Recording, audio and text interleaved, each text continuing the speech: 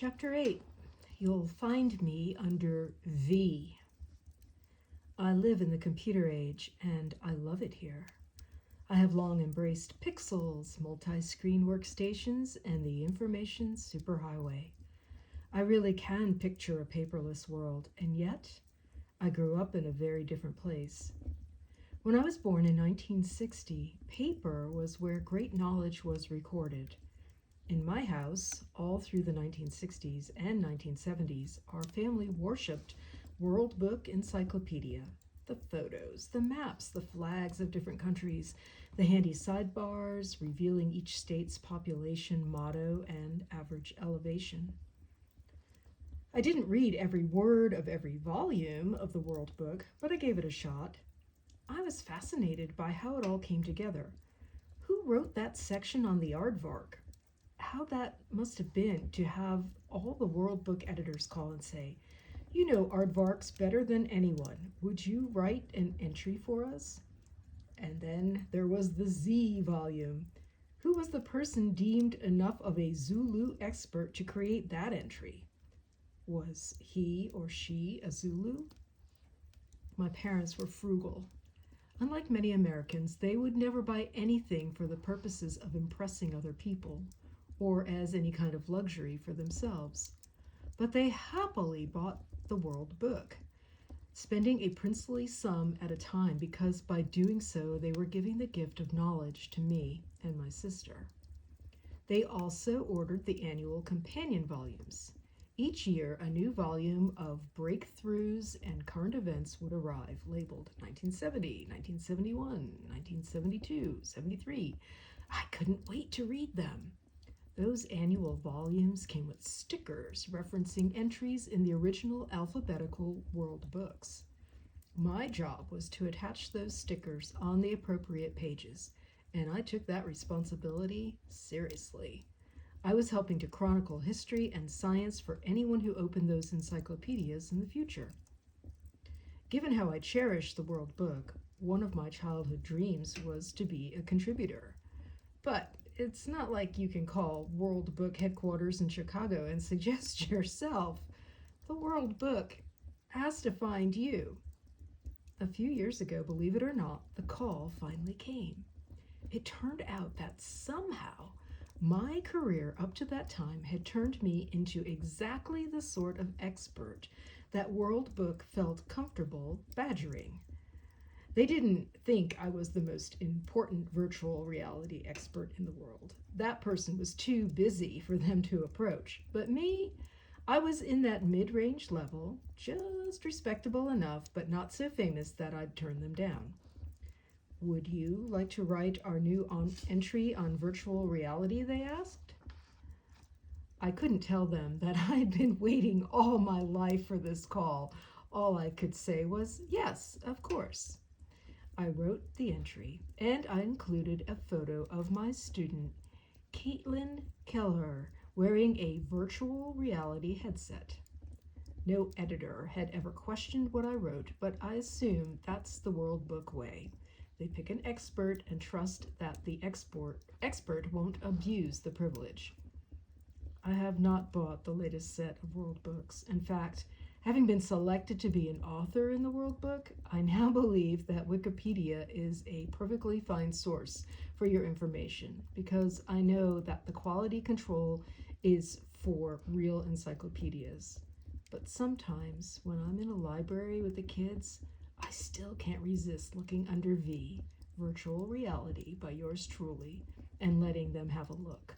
Their dad made it. Chapter 9. A skill set called leadership. Like countless American nerds born in the 1960s, I spent part of my childhood dreaming of being Captain James T. Kirk, commander of the Starship Enterprise. I didn't see myself as Captain Posh. I imagined a world where I actually got to be Captain Kirk.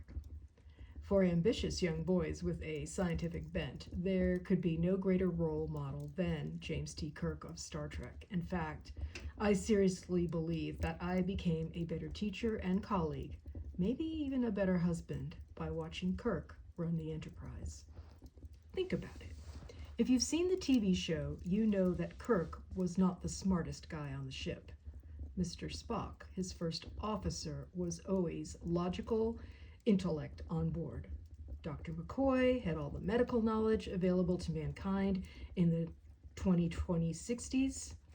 Scotty was the chief engineer who had the technical know-how to keep the ship running, and even when it was under attack by aliens.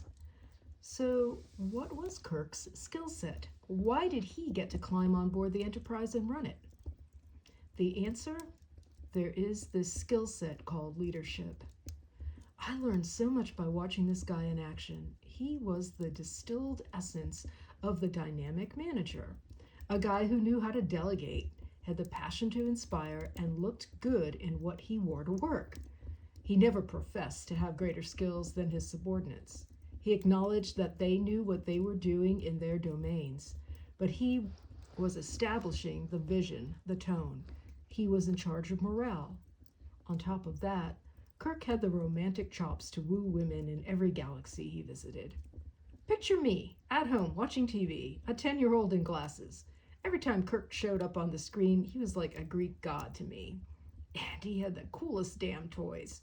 When I was a kid, I thought it was fascinating that he could be on some planet, and he had this thing, his Star Trek communicator device, that let him talk to people back on the ship. I now walk around with one of those in my pocket. Who remembers that it was Kirk who introduced us to the cell phone? A few years ago, I got a call on my communicator device from a Pittsburgh author named Chip Walter. He was co-writing a book with William Shatner, aka Kirk, about how scientific breakthroughs first imagined on Star Trek foreshadow today's technological advancements. Captain Kirk wanted to visit my virtual reality lab at Carnegie Mellon. Granted, my childhood dream was to be Kirk, but I still considered it a dream realized when Shatner showed up. It's cool to meet your boyhood idol, but it's almost indescribably cooler when he comes to see you, to see cool stuff you're doing in your lab. My students and I worked around the clock to build a virtual reality world that resembled the bridge of the Enterprise. When Shatner arrived, we put this bulky head-mounted display on him. It had a screen inside, and as he turned his head, he could immerse himself in 360-degree images of his old ship.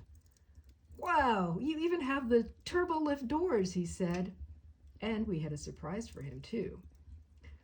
2 red alert sirens. Without missing a beat, he barked, "We're under attack!"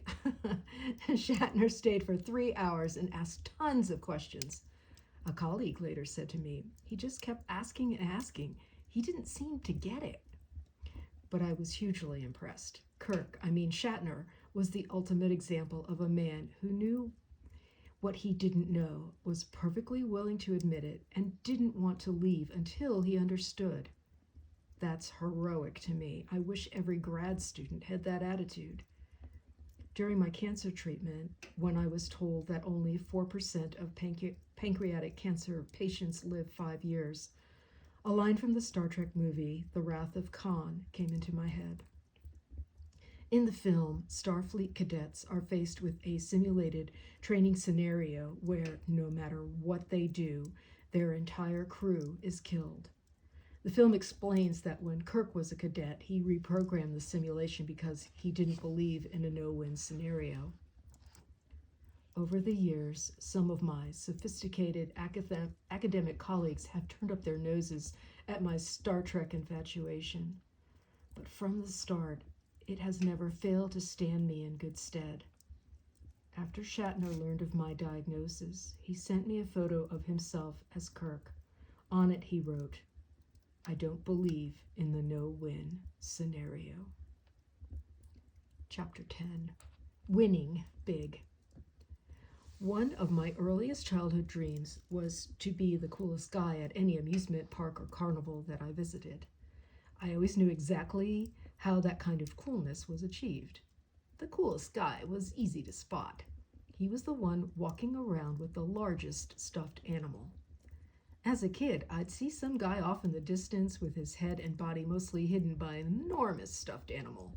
It didn't matter if he was a buffed up Adonis or if he was some nerd who couldn't get his arms around it. If he had the biggest stuffed animal, then he was the coolest guy at the carnival. My dad subscribed to the same belief. He felt naked on a Ferris wheel if he didn't have a huge, newly won bear or ape on his hip. Given the competitiveness of our family, Midway games became a battle. Which one of us would capture the largest beast in the stuffed animal kingdom? Have you ever walked around a carnival with a giant stuffed animal? Have you ever watched how people look at you and envy you? Have you ever used a stuffed animal to woo a woman? I have, and I married her. Giant stuffed animals have played a role in my life from the start. There was that time when I was 3 years old and my sister was 5. We were in a store's toy department, and my father said he'd buy us any one item if we could agree on it and share it. We looked around, and eventually we looked up and we saw on the highest shelf a giant stuffed rabbit. "We'll take that," my sister said.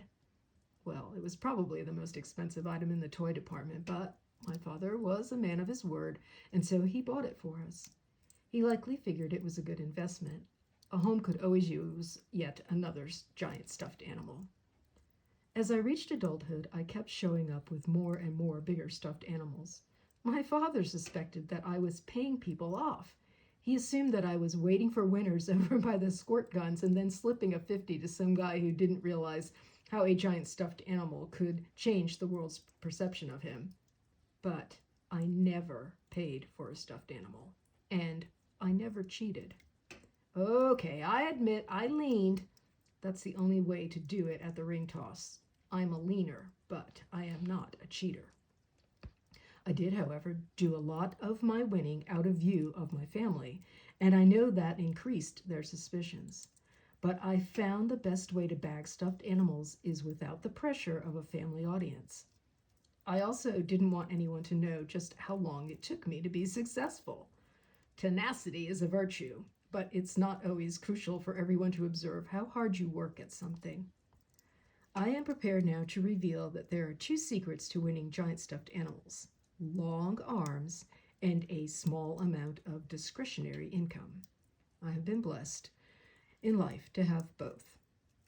I talked about my stuffed animals at my last lecture and showed photos of them. I could predict what the tech-savvy cynics were thinking. In this age of digitally manipulated images, maybe those stuffed bears weren't really in the pictures with me. Or maybe I sweet-talked the actual winner into letting me have my photo taken next to one of their prizes. How, in this age of cynicism, could I convince my audience that I'd really won these things? Well, I would show them the actual stuffed animals. And so I had some of my students walk in from the wings of the stage, each carrying a giant stuffed animal that I had won over the years. I don't need these trophies anymore, and although I know my wife loved the stuffed bear I'd hung in her office when we were courting, 3 children later, she doesn't want an army of them cluttering up our new house. They were leaking styrofoam beads that were making their way into Chloe's mouth. I knew that if I kept the stuffed animals someday, Jay would be calling Goodwill saying, "Take them away!" Or worse, feeling that she couldn't. And that's why I had decided, why don't I give them to friends? And so, once they were lined up on stage, I announced, "Anybody who would like a piece of me at the end of this, feel free to come up and take a bear. First come, first served." The giant stuffed animals all found homes quickly. A few days later, I learned that one of the animals had been taken by the Carnegie Mellon student who, like me, has cancer. After the lecture, she walked up and selected the giant elephant. I love the symbolism of that. She got the elephant in the room. The Happiest Place on Earth, Chapter 11. In 1969, when I was 8 years old, my family went on a cross-country trip to see Disneyland. It was an absolute quest, and once we got there, I was just in awe of the place. It was the coolest environment I'd ever been in. As I stood in line with all the other kids, all I could think was, I can't wait I can't wait to make stuff like this. 2 decades later, when I got my PhD in computer science from Carnegie Mellon, I thought that made me infinitely qualified to do anything. So I dashed off my letters of application to Walt Disney Imagineering, and they sent me some of the nicest go-to-hell letters I'd ever received. They said they had reviewed my application and they did not have any positions which require your particular qualifications. Nothing? This was a company famous for hiring armies of people to sweep the streets. Disney had nothing for me? Not even a broom? So, that was a setback, but I kept my mantra in mind. The brick walls are there for a reason. They're not there to keep us out. Brick walls are there to give us a chance to show how badly we want something. Fast forward to 1995. I'd become a professor at the University of Virginia, and I'd helped build a system called virtual reality on $5 a day. This was at a time when virtual reality experts were insisting they'd need $500,000 to do anything. And my colleagues and I did our own little version of the Hewlett-Packard garage thing and hacked together a working low-budget virtual reality system. People in the computer science world thought this was pretty great. Not too long after, I learned that Disney Imagineering was working on a virtual reality project. It was top secret, and it was an Aladdin attraction that would allow people to ride a magic carpet. I called Disney and explained that I had a virtual reality researcher looking for information on it. I was ridiculously persistent, and I kept getting passed on and on until I was connected to a guy named John Snoddy. He happened to be a brilliant Imagineer running the team. I felt as if I'd called the White House and been put through to the president. After we chatted a while, I told John I'd be coming to California. Could we get together? Truth was, if he said yes, the only reason I'd be coming would be to see him. I'd have gone to Neptune to see him. He told me okay, if I was coming anyway, we could have lunch. Before going to see him, I did 80 hours of homework. I asked all the virtual reality hotshots I knew to share their thoughts and questions about this Disney project. As a result, when I finally met John, he was wowed by how prepared I was. Well, it's easy to look smart when you're parroting smart people. Then at the end of the lunch, I made the ask. I have a sabbatical coming up, I said. What's that? He asked, which was my first hint of the academic entertainment culture clash I'd be facing. After I explained the concept of sabbaticals, he thought it would be a fine idea to have me spend mine with his team. The deal was I'd come for 6 months, work on a project, and publish a paper about it. I was thrilled.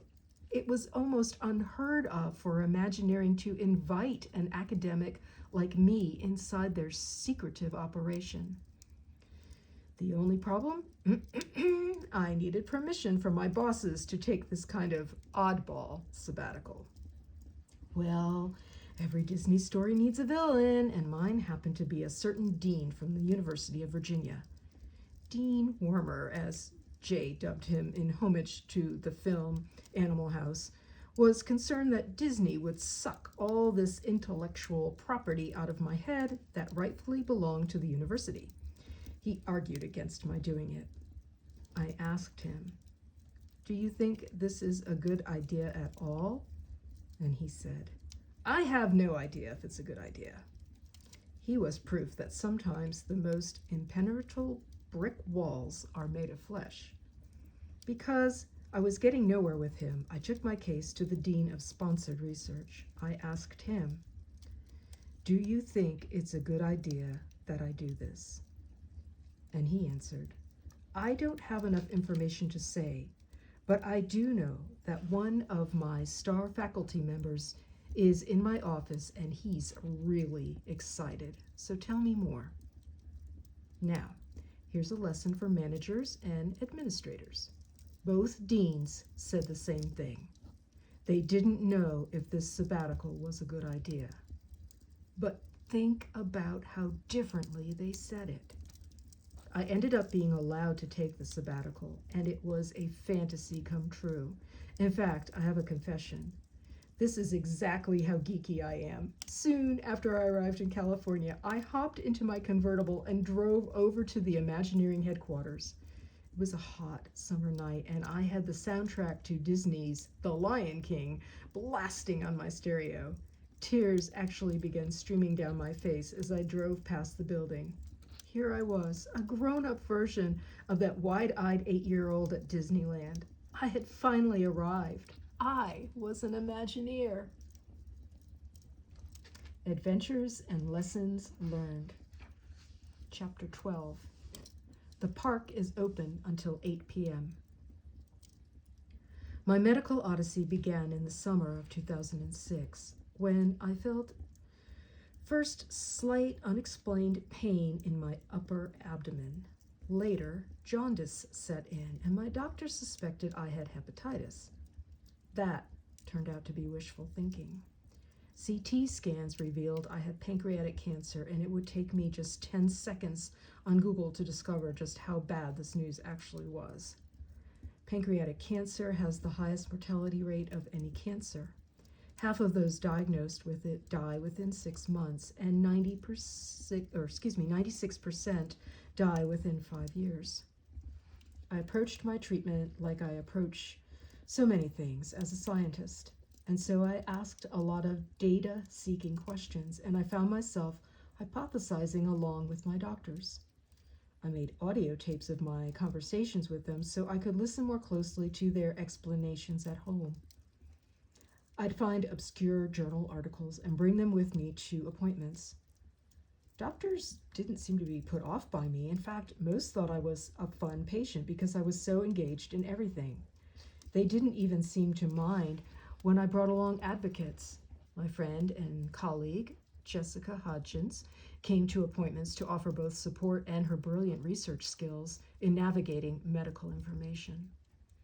I told doctors that I'd be willing to endure anything in their surgical arsenal, and I'd swallow anything in their medicine cabinet, because I had an objective. I wanted to be alive as long as possible for Jay and the kids. At my first appointment with Pittsburgh surgeon Herb Zed, I said, "Let's be clear. My goal is to be alive and on your brochure in 10 years. I turned out to be among the minority of patients who could benefit from what is called a Whipple operation, named for a doctor who, in the 1930s, conjured up this complicated procedure. Through the 1970s, the surgery itself was killing up to 25% of patients who underwent it. But by the year 2000, the risk of dying from it was under 5% if done by an experienced specialist. Still, I knew I was in for a brutal time, especially since the surgery needed to be followed by an extremely toxic regime of chemotherapy and radiation. As part of the surgery, Dr. Zay removed not only the tumor, but also my gallbladder, a third of my pancreas, a third of my stomach, and several feet of my small intestine.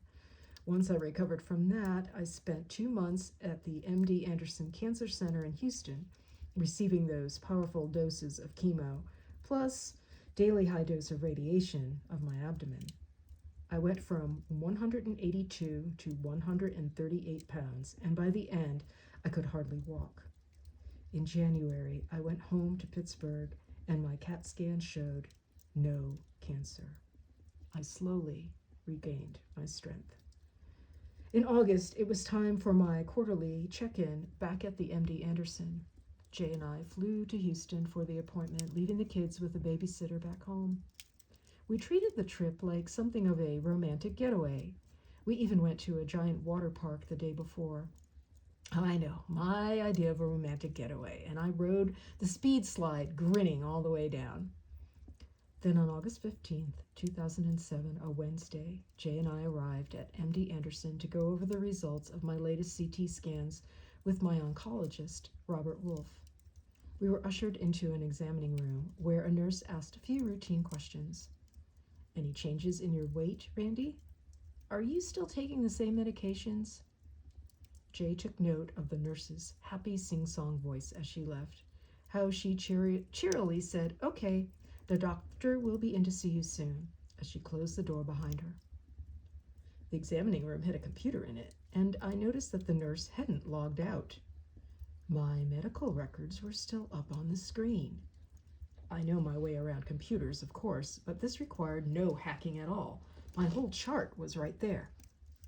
"Shall we have a look-see?" I said to Jay. I felt no qualms at all about what I was about to do. After all, these were my records. I clicked around and found my blood work report. There were 30 obscure blood values, but I knew the one I was looking for is CA19-9, the tumor marker. When I found it, the number was a horrifying 208. A normal value is under 37. I studied it for just a second. "It's over," I said to Jay. "My goose is cooked." "What do you mean?" she asked. I told her the CA19-9 value. She had educated herself enough about cancer treatment to know that 208 indicated metastasis, a death sentence. No, metastasis, metastasis, a death sentence. "It's not funny," she said. "Stop joking around." I then pulled up my CT scans on the computer and started counting. 1, 2, 3, 4, 5, 6. I could hear the panic in Jay's voice. "Don't tell me you're counting tumors," she said. I couldn't help myself. I kept counting aloud. 7, 8, 9, 10. I saw it all. The cancer had metastasized to my liver. Jay walked over to the computer, saw everything clearly with her own eyes, and fell into my arms. We cried together, and that's when I realized there was no box of tissues in the room. I had just learned I would soon die, and in my inability to stop feeling rationally focused, I found myself thinking, shouldn't a room like this, at a time like this, have a box of Kleenex? Wow, that's a glaring operational flaw. There was a knock on the door. Dr. Wolf entered, a folder in his hand. He looked from Jay to me to the CT scans on the computer, and he knew what just happened. I decided to be preemptive. "We know," I said. By that point, Jay was almost in shock, crying hysterically. I was sad too, of course, and yet I was also fascinated by the way in which Dr. Wolf went about the grim task before him. The doctor sat next to Jay to comfort her. Calmly, he explained to her that he would no longer be working to save my life. "What we're trying to do," he said, "is extend the time Randy has left so he can have the highest quality of life. That's because, as things stand now, medical science doesn't have anything to offer him to help keep him alive for a normal lifespan." Wait, Jay said. "You're telling me this is it? Just like that, we've gone from we're going to fight this to the battle is over? What about a liver transplant?" "No," the doctor said, "not once the metastasis occurs." He talked about using palliative chemo, treatments that's not intended to be curative but could ease symptoms, possibly buying a few months, and about finding ways to keep me comfortable and engaged in life as the end approached. The whole horrible exchange was surreal for me. Yes, I felt stunned and bereft for myself, and especially for Jay, who couldn't stop crying. But a strong part of me remained in Randy scientist mode, collecting facts and quizzing the doctor about options. At the same time, there was another part of me that was utterly engaged in the theater of the moment. I felt incredibly impressed, awed really, by the way Dr. Wolf was giving the news to Jay. I thought to myself, look at how he's doing this. He's obviously done this so many times before, and he's good at it. He's carefully rehearsed, and yet everything is still so heartfelt and spontaneous. I took note of how the doctor rocked back in his chair and closed his eyes before answering a question, almost as if that would be helping him think harder. I watched the doctor's body posture, the way he sat next to Jay, and I found myself almost detached from all of it, thinking, he isn't putting his arm around her shoulder. I understand why. That would be too presumptuous. But he is leaning in. His hand is on her knee. Boy, he's good at this. I wished every medical student considering oncology could see what I was seeing. I watched Dr. Wolf used somatics to phrase over what he could in a positive light. When we asked, "How long before I die?" he answered, "You probably have 3 to 6 months of good health." That reminded me of my time at Disney. Ask Disney workers, "What time does the park close?" They're supposed to answer, "The park is open until 8 p.m. In a way, I felt an odd sense of relief.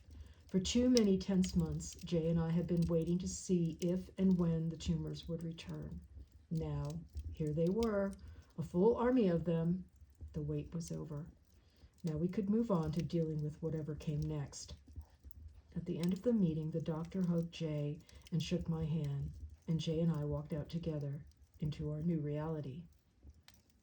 Leaving the doctor's office, I thought about what I'd said to Jay in the water park in the afterglow of the speed ride sled.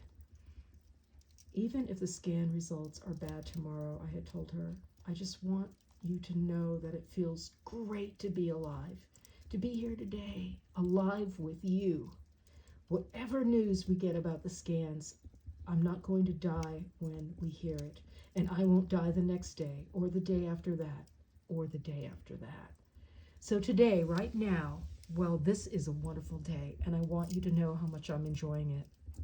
I thought about that and about Jay's smile. I knew then that's the way the rest of my life would need to be lived. The Man in the Convertible, Chapter 13. One morning, well after I was diagnosed with cancer, I got an email from Robbie Kausik, Carnegie Mellon's Vice President for Advancement. She told me a story.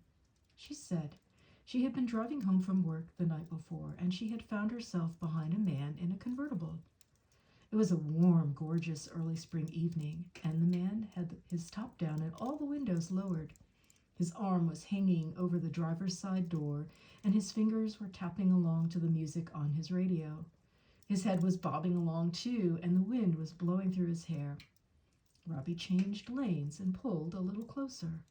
From the side, she could see that the man had a slight smile on his face, a kind of absent-minded smile a person might have when he's all alone, happy in his own thoughts. Robbie found herself thinking, wow, this is the epitome of a person appreciating this day and this moment. The convertible eventually turned the corner, and that's when Robbie got a look at the man's full face. Oh my God, she said to herself, it's Randy Posh. She was so struck by the sight of me. She knew that my cancer diagnosis was grim, and yet, as she wrote in her email, she was moved by how contented I seemed. In this private moment, I was obviously in high spirits. Robbie wrote in her email, you can never know how much that glimpse of you made my day, reminding me of what life is all about. I read Robbie's email several times and came to look at it as a feedback loop of sorts. It has not always been easy to stay positive through my cancer treatment. When you have a dire medical issue, it's tough to know how you're really faring emotionally. I had wondered whether part of me was acting when I was with other people. Maybe at times I forced myself to appear strong and upbeat. Many cancer patients feel obliged to put up a brave front. Was I doing that too? But Robbie had come upon me in an unguarded moment. I'd like to think she saw me as I am. She certainly saw me as I was that evening. Her email was just a paragraph, but it meant a great deal to me. She had given me a window into myself. I was still fully engaged. I still knew life was good. I was doing okay. Chapter 14, The Dutch Uncle. Anyone who knows me will tell you I've always had a healthy sense of myself and my abilities. I tend to say what I am thinking and what I believe. I don't have much patience for incompetence. These are traits that have mostly served me well, but there are times, believe it or not, when I have come across as arrogant and tactless. That's when those who can help you recalibrate yourself become absolutely crucial. My sister Tammy had to put up with the ultimate know-it-all kid brother. I was always telling her what to do as if our birth order was a mistake that I was incessantly trying to correct. One time, when I was 7 years old and Tammy was 9, we were waiting for the school bus, and as usual, I was mouthing off. She decided she'd had enough. She picked up my metal lunchbox and dropped it in a mud puddle, just as the bus pulled up. My sister ended up in the principal's office while I was sent to the janitor, who cleaned up my lunchbox, threw out my mud-soaked sandwich, and kindly gave me some lunch money. The principal told Tammy he would call our mother. "I'm going to let her handle this," he said. When we arrived home after school, Mom said, "I'm going to let your father handle this." My sister spent the day nervously waiting for her fate. When my father got home after work, he listened to the story and burst into a smile. He wasn't going to punish Tammy. He did everything but congratulate her. I was a kid who needed to have his lunchbox dropped in a puddle. Tammy was relieved, and I'd been put in my place, though the lesson didn't completely sink in. By the time I got to Brown University, I had certain abilities, and people knew I knew it.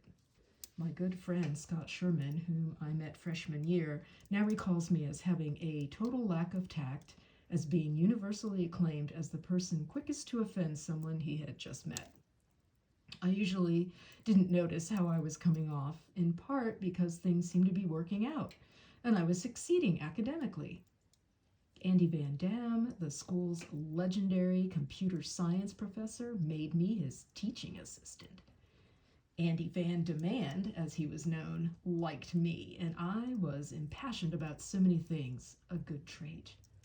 But like many people, I had strengths that were also flaws. In Andy's view, I was self-possessed to a fault. I was way too brash, and I had an inflexible, contrarian, always spouting opinions attitude. One day, Andy took me for a walk.